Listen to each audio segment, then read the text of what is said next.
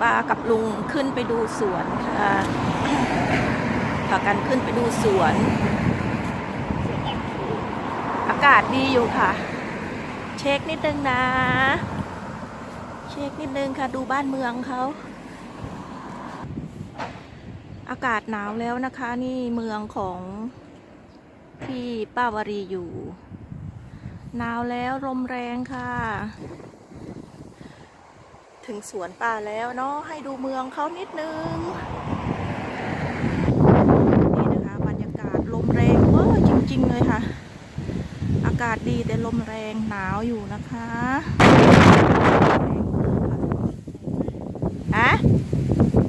ปวดซะโอ้โนคุณลุงบอกว่าไอ้ที่ป้าวรีคลุมพลาสติกอะลมเมื่อคืนนี้มันพัดออกไปแล้วเดี๋ยวไปดูกัน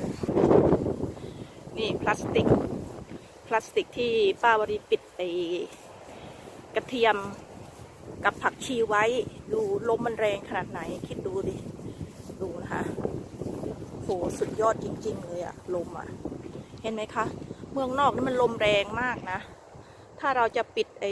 ถ้าเราจะติดตั้งกรีนเฮาส์เนี่ยนะโหต้องทำให้ดีเลยเมื่อปีเมื่อเดือนอะไรนะ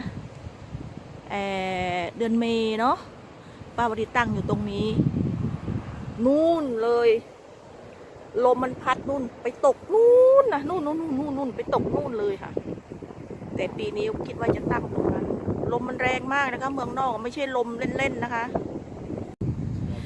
นี่ป้าวรีฟิกเรียบร้อยแล้ว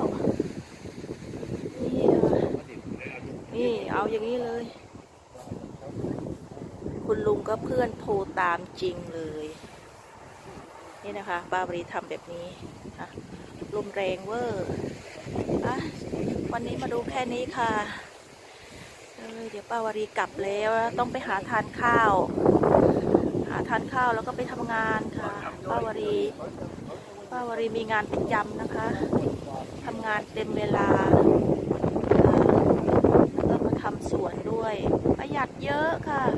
แต่ก็ลงทุนเยอะเหมือนกันนะทำสวนที่ต่างประเทศนะคะแต่ก็ไม่เป็นไรความสุขนะคะ